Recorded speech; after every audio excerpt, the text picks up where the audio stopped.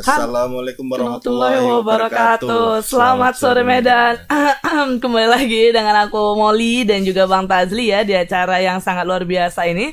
Seperti biasa di pukul 16 waktu Indonesia Barat, kita bakal membacakan 3 berita menarik hari ini. Udah. Berita 3 berita yang menarik hari ini, 3-3-nya itu berita kriminal. Oh iya Bang. Iya. Tentang apa aja tuh Bang? Yang pertama itu tentang begal. Begal? Iya. Oke, kalau gitu Molly langsung bacain aja lah ya. Jadi ini ada sepasang kekasih menjadi korban keganasan begal di Jalan Gunung Mahameru, Kelurahan Gugur Darat 1, Kecamatan Medan Timur, yang terjadi pada Senin 17 April 2023. Dan menurut keterangan korban, Cornel Siombing mengatakan kejadian tersebut terjadi sekitar pukul 4 pagi. Pada saat sahur berarti ya Bang? Iya. Saat itu ia bersama kekasihnya hendak mencari makan untuk sahur. Naas saat melintas lokasi kejadian secara tiba-tiba dipepet oleh 4 sepeda motor dengan jumlah pelaku sebanyak 8 orang. Oke, terus dikatakannya saat itu ia sempat mencoba melakukan perlawanan. Oh, jadi dia memang untuk pergi beli sahur, terus nggak tahu apa-apa ada orang yang kayak mengepung ya, terus langsung mepet dari sebelah kiri kanan dan merampas kunci sepeda motor milik sepasang kekasih itu. Pemilik sepeda motor itu sempat mencoba melawan lah, tapi akhirnya kena tusukan sama pisau. Oh, berarti ada korban lah ya Bang? Iya, luka-luka lah. Oke. Ini ada videonya Bang Tas? Ada. Ini ada videonya Tribuners, kalau gitu kita saksikan dulu video berikut ini. Kronologinya Bang, ceritanya saya di jam 4 subuh itu mau beli sahur, dan posisi saya juga, saya tidak tahu ada yang mengikuti segerombolan anak muda dan geng motor Bang, aku nggak tahu itu. Nah, jadi saya langsung disekap, langsung dibelokkan ke kiri dan ditarik kunci saya, dan saya melawan juga Bang posisinya. Sempat melawan ya? Iya, sempat melawan. Mereka ada berapa orang? Mereka ada 4 kereta 8 orang Bang. Dan pada saat itu dia setelah memepet langsung membaca atau bagaimana Bang? Nah, orang itu mau narik kunci kereta aku, tapi aku masih melawan. Nah, habis itu jatuh kereta aku, ya udah aku lari, dan cewek aku juga ke belakang juga Bang, mundur. Ya puji Tuhannya cewek aku nggak kenapa-napa ya, dan mereka mau membunuh saya Bang di bagian leher, tapi saya tangkis pakai tangan kanan. Berarti ada 2 kali pembacokan ya? Ada Bang, di kanan Bang.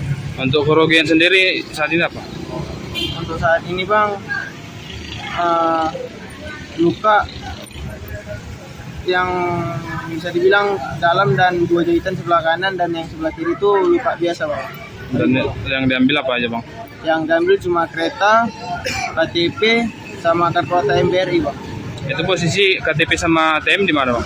Itu diposisikan di bagasi di dalam tas Bang. Dalam tas ya. Dan untuk ini apakah bakalan dilaporkan ke polisi? Nah, ini saya bakal laporkan ke polisi Bang. Dan untuk harapannya bagaimana Bang untuk para pelaku ini? Harapan saya Bang, ya semoga untuk kedepannya, untuk begal atau gamebot ini Bang, seharusnya kita musnahkan lah Bang, karena mengacaukan pihak-pihak orang yang berpergian sama berpetualangan Bang. Nah itu jadi diceritakan ya kronologi pada saat kejadian pembegalan ini ya. Berarti sepeda motornya udah berhasil dibawa kabur juga ya Bang oleh pelaku nih. Iya. 8 orang loh nekat melakukan. Ada yang menarik nih. Apa Bang? Katanya kan mau makan sahur. Tapi tadi nggak tahu, puji Tuhan selamat katanya. Oh iya ya. Dari bacaan. Oh iya ya. Bisa nanti kita mungkin tanya ke reporter ya. Tapi Cuman skip lah, nggak penting. nggak penting ya. Tapi ini mungkin sih mau meramaikan Ramadan, mereka kan kadang ada tradisi kayak gitu. Oh ngikut, Ya, ngekor. jumpa kawan di. Tapi Bang, memang menjelang Lebaran ya, seperti biasanya setiap tahunnya pasti banyak tindakan kriminal yang terjadi dimanapun itu. Bahkan nih teman di dekat tetangga Molly, kemalingan. Abis itu kayak banyak teman-teman Molly infoin ada sepeda motor nih hilang, butuh berita nggak gitu. Walaupun di luar Ramadan rame juga. Memang, cuman entah kenapa makin meningkat kalau menjelang Lebaran ini. Masing-masing butuh uang ya, makin butuh uang. Sampai ada yang nanya kayak gini, mungkin Molly juga bakal nanya ke Abang ya.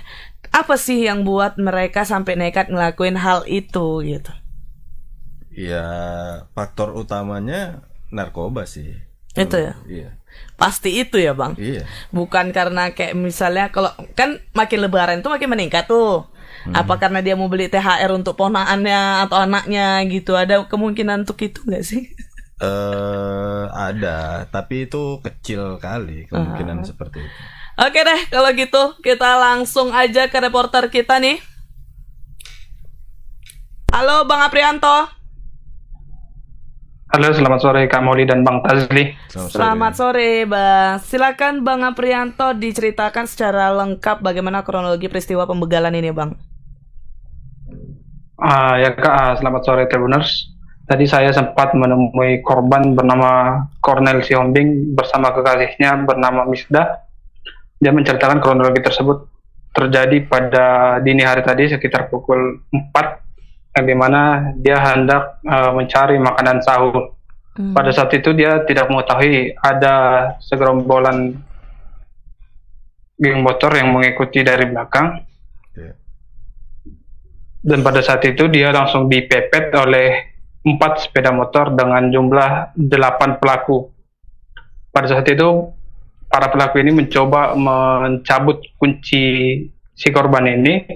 Namun si korban ini pun berusaha mempertahankan sepeda motornya dengan melawan. Namun dari salah satu pelaku tersebut membawa senjata tajam dan langsung menyerang si korban dan mencoba membacok ke arah lehernya.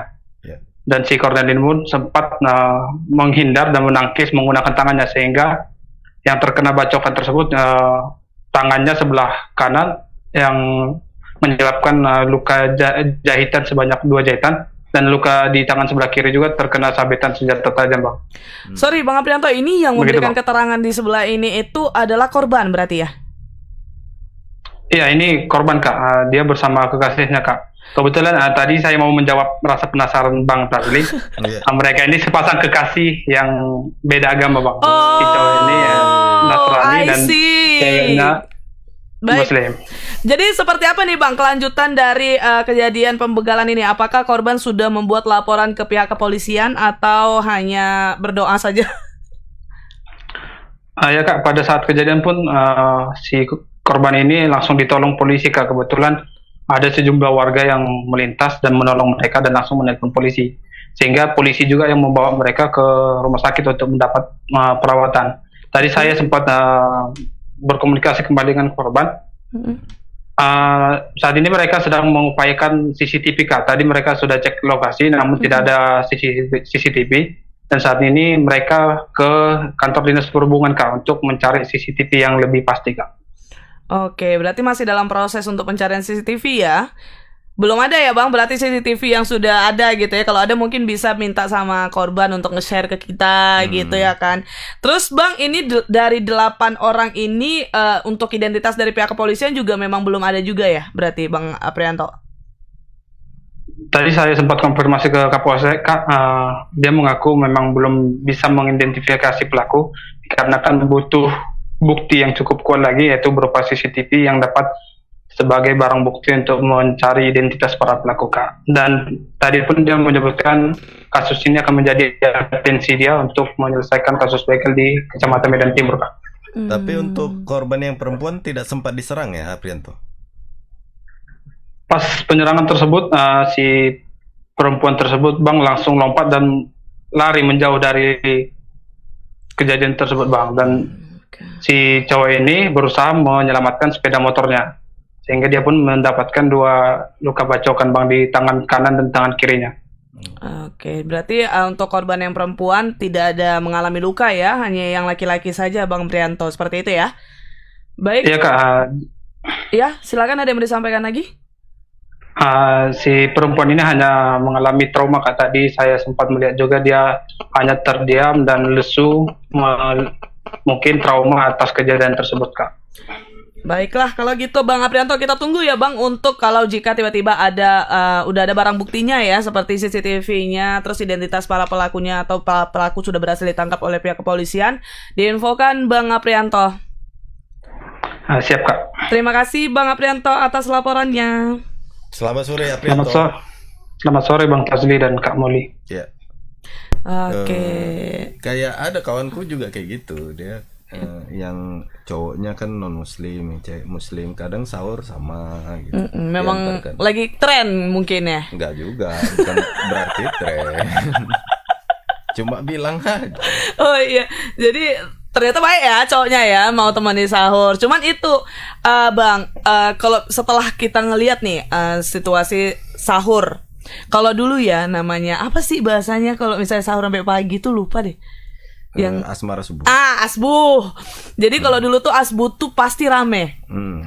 Setelah pandemi, entah kenapa suasana asbuh tuh makin berkurang. Ya bagus kan, itu yang diinginkan pemerintah kan. Malah pemerintah melalui kepolisian dan aparat-aparat terkait itu kalau ada kerumunan dibubarkan karena pemicu kriminal. Nanti sok tongkar lah ya, Iya, yang kelompok ini jumpa sama ada kelompok yang ini ya. geber-geber. Oh sama kayak yang baru-baru aja viral nih, Bapak Bobi Nasution yang marah-marahin OKP karena Geber-geber geber-geber di depan masjid. masjid. Iya, itu tindakan Pak Bobi tegas sih pada saat itu saya lihat, Ya, keren. salut. Ketika ada yang kayak gitu dia bersuara langsung kan, dan orang juga ketar-ketir kan. Dia kayak langsung iya Pak. Karena jumpanya wali kota, coba jumpa nyawa. Ya. Pala kau gitu. Takut nggak dia. Oke, kalau gitu kita langsung lanjut ke berita kedua nih Tribuners. Jadi ada kelompok Tani Makmur Jaya di Kecamatan Tapian Dolok, Kabupaten Simalungun mendapat ancaman senjata tajam dari penggarap ilegal.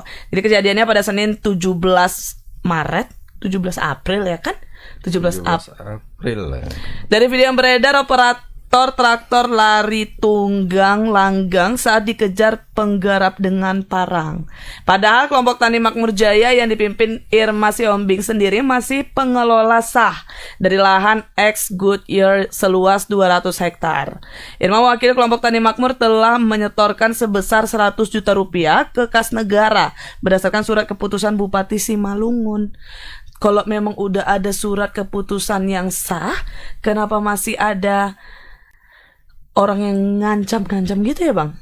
Apa dia preman yang nggak dapat uang terus makanya dia tongkar? Ya kan ada yang penggarap yang sudah terdaftar nih dengan membayar 100 juta.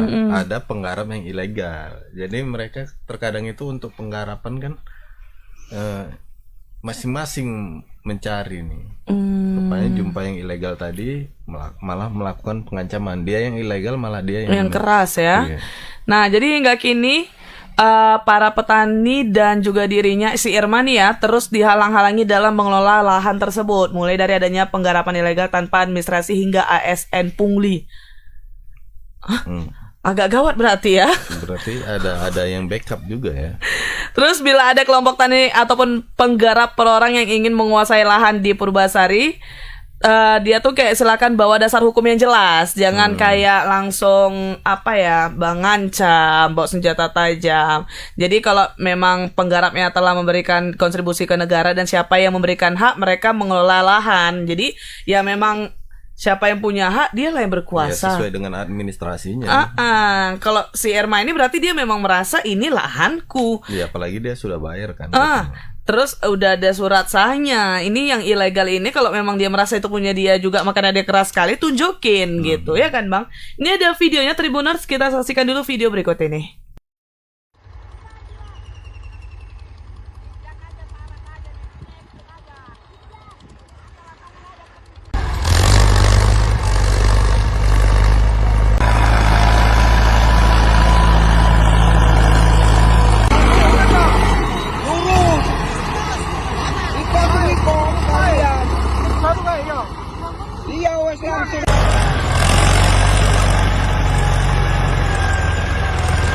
Kita sudah melaporkan nama-nama penggarap liar ke Polres Simalungun.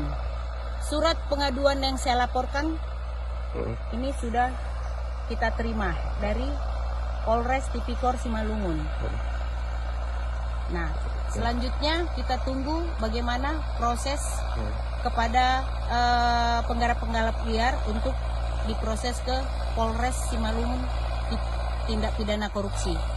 Sesudah itu kelompok Tani Makmur Jaya sudah menyetor ke kas negara di tahun 2018 tanggal 26 November itu sejumlah 100 juta setoran pertama.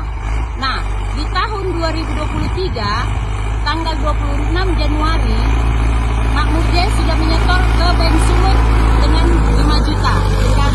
Itulah yang mampu kita stop dulu. Kita berharap Kita berharap ke depan supaya kita menambah target, menambah pemasukan ke kas negara agar bisa bertambah mengisi kerugian negara ini selama ini yang dibuat oleh penggarap-penggarap liar. Oke.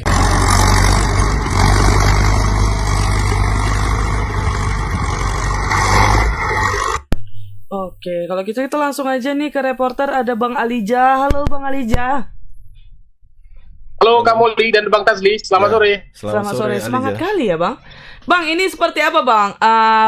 Adanya Penyerobotan lahan lah, dan juga ada ancaman di situ ya. sudah pernah ada korban nggak Bang? Atau hanya ancam-ancaman saja yang terjadi? Silakan Bang Alija.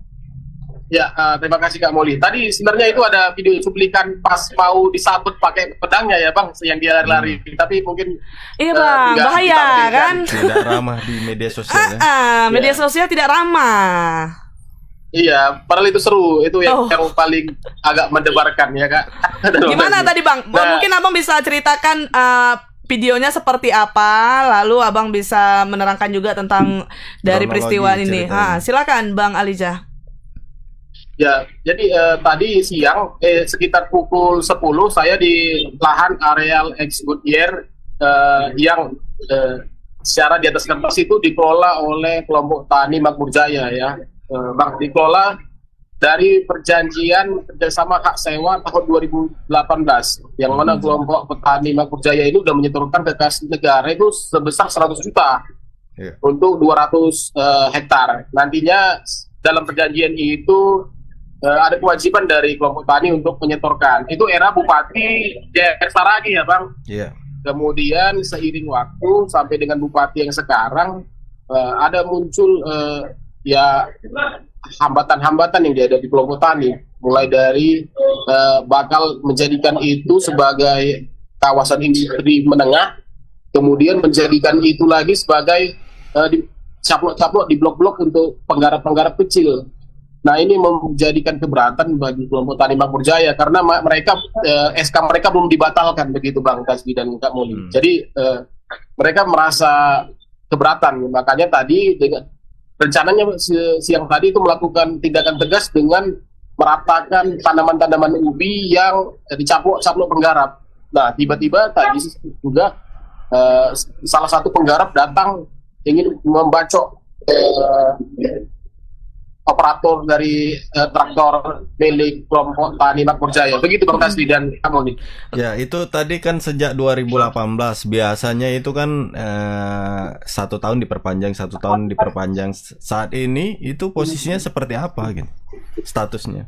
Nah, ya Bang, perlu saya laporkan juga Bang, ini kan ex Goodyear ya. Ini ada 200 hektar di Nagori Purbasari. Mungkin kalau Abang mau masuk kota Siantar, nah ini dekat imigrasi. Oh iya. Nah jadi selama ini dari 200 hektar itu kelompok tani Makmur Jaya nggak mengelola sepenuhnya Bang, hanya 100 sekian, dan itu pun masih diganggu juga Bang, mulai dari ormas, mulai dari oknum ASN dan warga-warga setempat gitu. Sehingga mereka merasa keberatan ya Bang, karena uang yang mereka setorkan itu bahkan belum balik modal, karena sejak 2018 sampai sekarang SK belum dibatalkan, dan tapi mereka nggak maksimal mengelola itu untuk menjalankan kewajiban. Namun Bupati sendiri sampai sekarang, pemerintah Kabupaten Simalungun itu belum menjelaskan atau belum memberikan pendampingan bagi kelompok tani. Apakah memang kelompok tani ini secara sah menguasai lahan? Harusnya kan bisa diberikan pendampingan oleh Satpol PP ya Bang. Tapi ini sepertinya jalan sendiri-sendiri. Jadi seakan-akan Pemkab Simalungun ini membiarkan ada konflik horizontal begitu. Oke, dari Bupati Simalungun sendiri udah ada Abang coba tanyain nggak terkait hal ini? Sudah ada respon atau belum? Nah tadi untuk kejadian yang tadi saya sudah konfirmasi ke pihak Satpol, tapi belum ada jawabannya ya Kak.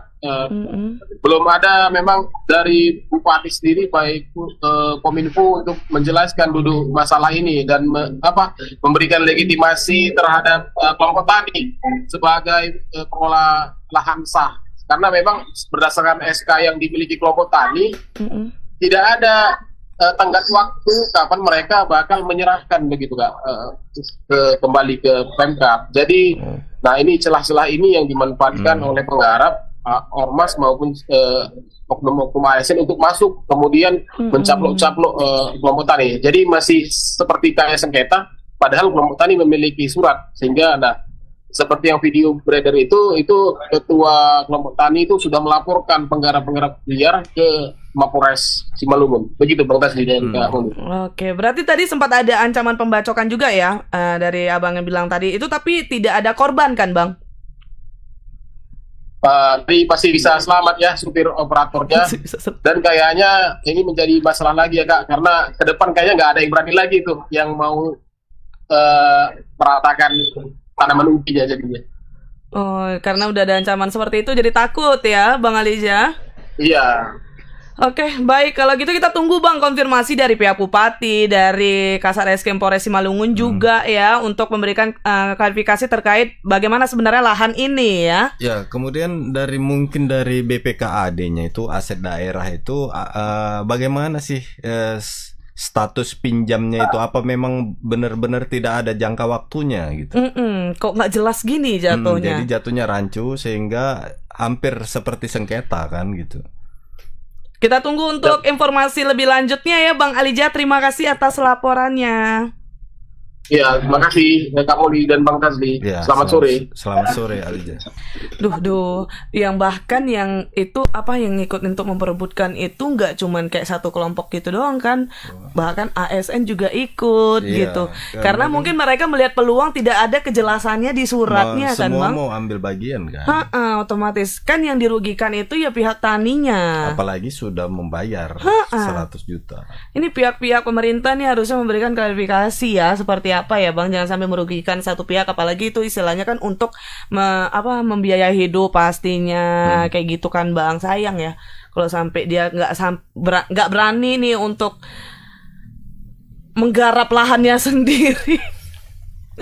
Baiklah Tribuners, kalau gitu kita lanjut aja ya Bang Bazli ke berita ketiga kita atau berita terakhir nih. Jadi terjadi aksi pencurian dengan modus pecah kaca di jalan stasiun kereta api Kota Medan. Jadi kejadian ini sempat tertangkap kamera pengawas CCTV yang terpasang di lokasi kejadian. Dari rekaman video yang dilihat oleh Tribun Medan, pelaku berjumlah 2 orang menggunakan sepeda motor, dan awalnya pelaku memantau situasi di sekitaran mobil yang menjadi target, padahal saat itu kondisi sedang ramai. Jadi ini ada aksi pencurian kepada satu buah mobil ya Bang. Nah, kemudian tampak salah satu pelaku turun dari atas sepeda motor dan langsung menuju ke arah mobil targetnya. Sementara satu pelaku lagi menunggu di atas sepeda motor yang tidak jauh dari mobil tersebut. Ketika itu, salah satu pelaku perlahan-lahan mendekati mobil dan memecahkan kaca mobil bagian kiri. Emang gampang, Bang? Ada alatnya sih, di online banyak. Gitu kan. Jadi entah kenapa diciptakan alat seperti itu. Sama dengan ada teman aku share kunci untuk maling yang diciptain kayak, ayo ini untuk maling siapa mau gitu. Kunci kayak manapun tetap bisa dibuka. Nah juga kepada para pengendara ini, dalam hal ini mobil ya, supaya jangan dibawa lah, jangan ditinggalkan lah barang berharga di mobil. Yang tidak berharga pun jangan ditinggalkan. Jadi pemicu ya. Iya, misalnya tas kosong gitu, orang lihat tas, ya akhirnya mau ada isi apa enggak, karena ditengok ada tas, jadi dibobol kan. Dan takutnya nanti ketika dia sudah beraksi, rupanya kita pergokin, dia gelap mata, kita yang kena serang, misalnya seperti itu. Kan gara-gara hal sepele. Karena kan dia untuk membela diri, karena udah takut itu pasti dia nekat melakukan tindak-tindak kriminal yang lebih berbahaya lagi. Kita sepele, alah tas kosong aja kok gitu kan. Tapi itu bisa berakibat fatal sebenarnya. Oke. Tribuners, ini ada videonya, kita saksikan dulu video berikut ini.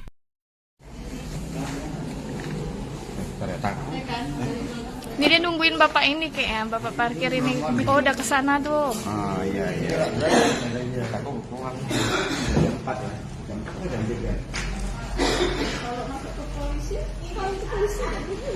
Tahu lah kalau BK-nya ada. Itu keretanya. Iya, nggak kelihatan gelap. Ini dia baru mulai mau jalan pelan-pelan. Sini itu.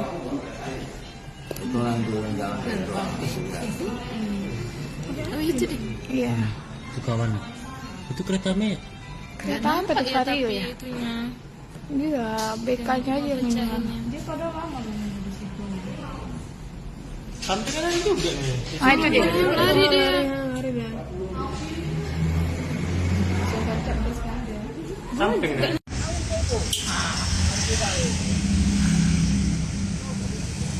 Pas malam ada mobil Pajero warna hitam. Dipecahkan kaca dengan dua orang nampak dari CCTV kita. Apa itu pas minta baru saya tahu, gitu kan. Setelah diambil itu CCTV-nya baru nampak lah yang ambil dari CCTV dua orang. Memang dari tunggu di depan itu dia. Pelakunya berapa orang, Bang? Pelakunya 2 orang. Naik sepeda motor. Iya, naik sepeda motor. Kalau dari keterangan korban apa yang hilang, Bang?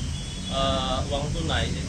Uang ya? Ya. Uangnya diletak di mobil dalam Uang mobil. belum pasti tahu di mana diletak. Soalnya mungkin nggak diikuti dari belakang mereka kan. Kacanya, Bang, yang pecah bagian penumpang. Bagian penumpang depan sebelah kiri. Oh, ya. Korban pada saat kejadian lagi di mana, Bang? Kalau keterangannya? Hah? Si korban pada saat kejadian itu lagi di mana? Belanja? Lagi belanja ke belakang sebentar kan. Habis itu baru mulai beraksi lah apa maling ini ya. Sebelumnya, Bang, di sini udah pernah kejadian serupa, Bang, atau baru ini? Sebelumnya untuk kejadian pecah kaca kayak gini belum pernah sih. Nah itu ya, itu dari korban ya Bang memberikan keterangan atau sanksi? Siapa itu Bang? pemilik CCTV. Oh, Kayak kafe gitu kan. nampak kali nggak? Oke, Tribuners, kita langsung aja ke reporter nih. Ada Bang Alfiansyah. Halo Bang Pian. Halo Alfiansyah. Ya, halo Bang. Ya, selamat sore Alfiansyah. Ya, selamat sore Molly dan juga Bang Tajli. Bisa Bang Alfiansyah ceritakan bagaimana kronologi dari peristiwa pemecahan kaca mobil dan menyebabkan hilangnya barang di mobil tersebut? Silakan Bang Alfiansyah. Ya, baik Molly, Bang Tajli dan juga Tribuners. Ya, aksi pencurian dengan modus pecah kaca ini itu terjadi di jalan stasiun kereta api Kota Medan. Itu terjadi di tanggal 12 kemarin. Saat itu ada sebuah mobil Pajero yang dikendarai oleh seorang pria datang ke lokasi itu dan memarkirkan mobilnya di pinggir jalan. Kebetulan memang berdasarkan pantauan kita di CCTV itu memang terlihat saat itu memang sedang ramai di lokasi tersebut. Namun ketika itu ada terlihat 2 orang pria yang katakan atau memakai sepeda motor itu tiba-tiba berhenti di dekat mobil Pajero warna hitam ini. Nah, menurut keterangan saksi mata memang dari rekaman CCTV itu salah satu pelaku ini sempat turun dari atas sepeda motor dan mendekati mobil Pajero tersebut dan langsung melakukan pemecahan kaca begitu di bagian kiri samping mobil tersebut. Nah, menurut informasi yang diperoleh oleh saksi mata ini bahwasanya memang menurut keterangan dari pemilik mobil tersebut, pelaku ini mengambil uang tunai begitu dari dalam mobil korban. Namun dia tidak mengetahui secara pasti berapa angka yang diambil oleh si pelaku ini. Dia pun mengatakan bahwasanya pada saat itu sepertinya memang pelaku ini sudah dari awal membuntuti si korban begitu hingga sampai ke lokasi tersebut. Begitu Molly dan Bang Tajli. Oh, berarti memang udah ada di gambar juga ya? Iya, sepertinya kayak gitu ya. Karena rutinitasnya mungkin ya Bang, yang kayak terus berulang, jadi kayak para pelaku ini sudah mengetahui seperti apa kegiatan dari korban, makanya diikutin gitu. Dan Alfiansyah, kalau dilihat memang benar apa pelaku ini tidak menggunakan plat sepeda motor ya? Ya, dari CCTV yang kita dapat memang sepertinya mereka itu sudah tidak memakai, Bang. Kemungkinan takut juga akan teridentifikasi sehingga diduga mereka itu melepaskan plat sepeda motornya, Bang. Kemarin juga kita sempat menghubungi korban secara langsung, Bang. Namun sampai hari ini korban itu masih tidak mau, Bang, memberikan tanggapannya, Bang. Oke, dari pihak kepolisian sudah ada memberikan tanggapan nggak terkait peristiwa ini? Apa korban sudah membuat laporan atau seperti apa? Ya, terkait dia membuat laporan sudah atau belum, karena kita tidak mengetahui secara pasti karena korbannya itu masih enggan diwawancarai. Namun tadi sempat kita tanya juga kepada Kasarreskrim Polrestabes Medan bahwasanya kasus tersebut masih dalam penyelidikan pihak kepolisian. Nantinya polisi akan melakukan pemeriksaan dulu di mana korban ini membuat laporan di Polrestabes Medan atau di Polsek Medan Timur, begitu, Molly. Oke. Alfiansa, bisa dibilang untuk belakangan ini kasus yang seperti ini sudah jarang terjadi ya? Ya, di lokasi sendiri, Bang, menurut keterangan dari saksi mata mengatakan bahwasanya ini merupakan kejadian pertama kalinya terjadi di sana, Bang. Dengan modus pecah kaca mobil, Bang. Kalau di Medan sendiri dulu kan termasuk sering ya, berarti ya kan? Terakhir itu di daerah Pakam. Kayak sempat viral gitu, yang kasus membawa pemecahan uang bendahara kepala desa kalau nggak salah itu. Oke, kalau misalnya terkait kondisi banyaknya maling di Kota Medan, Abang tahu nggak sih gimana? Apakah memang ada peningkatan seperti itu, Bang Alfiansyah? Ya, memang di memasuki bulan puasa ini hingga Lebaran ini memang angka kriminal itu sepertinya memang meningkat ya dari pantauan kita di media sosial yang hampir setiap harinya ada kasus viral aksi pencurian, baik itu pencurian sepeda motor, pembobolan rumah atau yang lainnya. Namun untuk data pastinya itu kita belum mengetahui secara pasti, Molly, begitu untuk data berapa angka kriminal dibanding tahun lalu itu belum ada kita. Namun sejauh ini memang berdasarkan pantauan kita memang sepertinya angka kriminal itu semakin meningkat di Kota Medan. Begitu, Molly. Oke, kalau gitu baik. Terima kasih Bang Alfiansyah atas laporannya ya. Kita tunggu untuk lanjutan dari peristiwa ini ya, Bang Alfiansyah. Dari pihak korban mana tahu sudah memberikan klarifikasi juga ya. Terima kasih Bang Alfiansyah, selamat bertugas kembali. Selamat sore Alfiansyah. Ya, selamat sore Molly dan juga Bang Fadli. Oke, Tribuners. Jadi ya imbauan nih dari Tribun Medan ya, khususnya dari Molly banget nih untuk kalian selalu berhati-hati dimanapun memang menjelang Lebaran ini tindak kriminal sudah semakin nekat. Iya. Siang bolong. Siang bolong kayak manusia-manusia sekarang tuh nekat udah ya. Jadi kayak bukan karena dia berniat, tapi ketika dia lihat juga ada kesempatan, pasti dia bakal ngelakuin tindak kriminal itu. Jadi kalian memang harus selalu siaga, kayak nyiapin untuk sepeda motor tuh selalu nyiapin kunci ganda. Untuk yang mobil jangan parkir sembarangan, terus jangan meninggalkan barang-barang berharga. Jangan pernah silap dan jangan pernah juga sepele. Ada soalnya kemarin viral di media sosial, si bapak ini keluar dari komplek, menutup gerbang sendiri. Nah, mobilnya itu ditinggalkannya dengan keadaan terbuka, hidup enggak terbuka, pintunya tetap tertutup juga, tetap tertutup. Dia tutupkan dulu gerbangnya, pas lagi nutup gerbang udah dilarikan. Berarti itu juga udah digambar ya. Digambar. Nah, jangan pernah sepele itu makanya. Cuman berarti kan Bang, memang kan biasanya kita kalau ngeluarin mobil tuh kayak yang kalau cuma nutup gerbang ya pasti ninggalin mobil dengan keadaan menyala kan. Bener. Nah, biasanya aku juga seperti itu. Bahkan aku ngambil laundry misalnya kan, itu sekalian manasi mobil gitu kan. Udah nggak berani lagi sekarang. Matikan. Setelah melihat kejadian itu.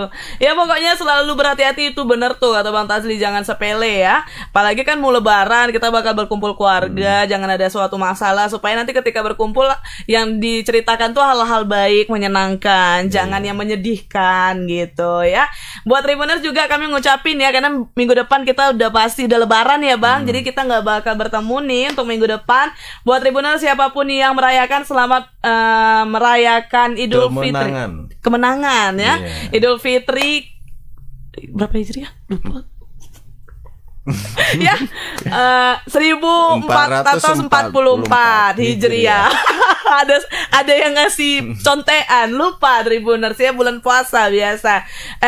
Dari kita minal aizin wal faizin, mohon maaf. Minal aidin wal faizin, mohon maaf lahir dan batin. Kalau ada salah ucapan kata-kata yang tidak disengaja maupun disengaja, lebih banyak sengajanya kalau Molly, apalagi ketika emosi gitu ya kan. Sama-sama. Dan minta bagi yang maaf. mudik, hati-hati di jalan. Benar. Oh iya Bang, kita bicara-bicara soal mudik nih, Tribun Medan bersama dengan Tribun Network yang ada di 10 Korda nih bakal menginformasikan live report arus mudik 2023 dan nantinya bakal tayang mulai dari tanggal 17 April hari ini nanti sampai tanggal 21 April 26 ya, arus balik ya. Sekaligus arus balik. Oke, sampai 26 April 2023. Tribuners, bayangin kalian bisa langsung cek aja karena dia ada 10 titik mulai dari Aceh hingga Bangka. Bengkulu juga masuk. Bengkulu, Lampung, Jambi, semuanya. Jadi kita bakal memberikan live report dari lokasi tersebut. Tonton ya, pokoknya setiap hari pukul 11 waktu Indonesia Barat di Tribun Medan Update kalau di Tribun Medan dan 10 Korda lainnya. Baiklah Tribuners, terima kasih sudah menyaksikan Selamat Sore Medan. Kalau gitu aku Molly, aku Tazli, dan kru yang bertugas pamit undur diri. Assalamualaikum warahmatullahi wabarakatuh. Selamat Sore Medan.